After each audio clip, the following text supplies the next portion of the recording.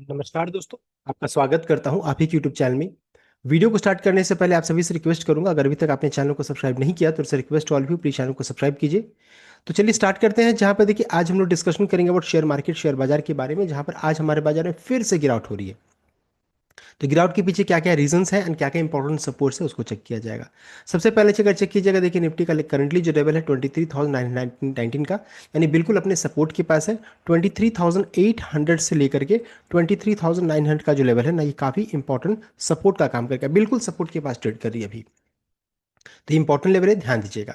Next है गिरावट के पीछे सबसे पहला रीजन बन रहा है वह हमारे रुपए में कमजोरी होना। ऐसा लग रहा है कि फिर से 95 का लेवल ब्रीच कर सकती है, देख सकते हैं। तो रुपए में कमजोरी होना सबसे पहला रीजन बन रहा है एंड उस कारण से एफआई जो रहता है हमारे बाजार में कंटिन्यूस बेच रहे। कल भी उन्होंने 3,254 करोड़ का बिकवाली किया है कैश में एंड फ्यूचर्स में 3,955 करोड़ का यहाँ पर बिकवाली किया, देख सकते हैं। एंड डीआई ने मात्र 941 करोड़ का खरीदारी किया, यानी कि डेटा काफी नेगेटिव साइड है। एफआई का बिकवाली करना ये अच्छा खासा सेलिंग प्रेशर क्रिएट कर रहा है, यानी कुछ ना कुछ नेगेटिव है जिस कारण से कंटिन्यूस बिकवाली कर रहे हैं।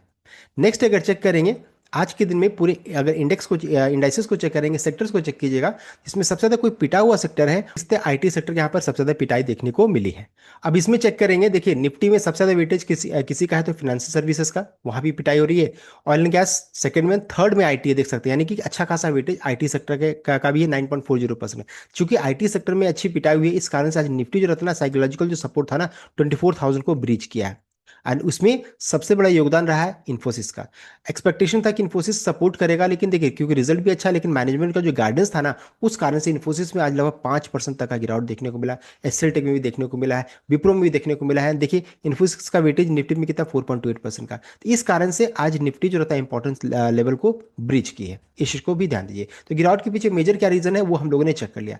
साथ ही साथ अगर चेक करेंगे तो यहाँ पे देखिए फिर से युद्ध बढ़ने की बात हो रही है। बताया जा रहा है कि इसराइल ने स्ट्राइक किया है सदर्न लेबनान में hours after 3 week ceasefire extension, देख सकते हैं।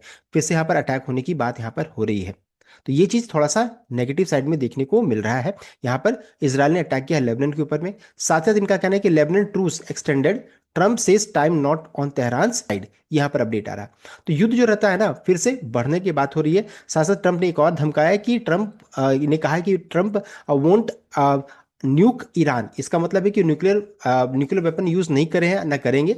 But clock ticking as third aircraft carrier wraps, देख सकते हैं। फिर से तीसरा जो एयरक्राफ्ट कैरियर जो रहता है वो फिर से पहुंच रहा है, ये धमकी यहाँ पर आ रहा है। Trump said he has no plan of deploying nuclear arms but maintain that Islamic Republic has already disseminated was already disseminated through conventional meal. तो उनका कहना है कि पुरानी तकनीक से भी हम लोगों ने ऑलरेडी ईरान को खत्म कर दिया है, तो यहाँ पर ऐसा हम लोग न्यूक्लियर वेपन यूज नहीं करेंगे। लेकिन डर की क्या बात है कि तीसरा एयरक्राफ्ट कैरियर जो रहता है फिर से पहुंच रहा है। ये बताया जा रहा है कि हो सकता है जैसे सैटरडे संडे जो रहता है यहाँ पर फिर से युद्ध हो सकता है, कुछ बड़ा यहाँ पर संकेत आ रहा है। साथ साथ 72 आवर्स का जो डेडलाइन है ना, वो खत्म होता हुआ दिख रहा है। तो स्टेट्स ऑफ होर्मुज को लेकर के यानी ईरान जो रहता है यहाँ पर नेगोशिएशन मोड में अभी भी नहीं है, तो ऐसा लग रहा है कि कुछ बड़ा हो सकता है। तो स्टेट्स ऑफ होर्मुज अभी भी ब्लॉक्ड है। यूएस का कहना है कि हम लोगों ने इसे अच्छे खासा कंट्रोल में रखा है, यहाँ पर अपडेट आ रहा है। नेक्स्ट है, अब देखिए इतनी सारी चीजें हुई हैं, अब ये भी जानना जरूरी कि अमेरिकी मार्केट का क्लोजिंग कैसा रहा। देखिए अमेरिकी मार्केट का क्लोजिंग नेगेटिव देखने को मिला है, देख सकते हैं। ये लास्ट कल ट्रेडिंग सेशन का इनका इनका लास्ट ट्रेडिंग सेशन हुआ है।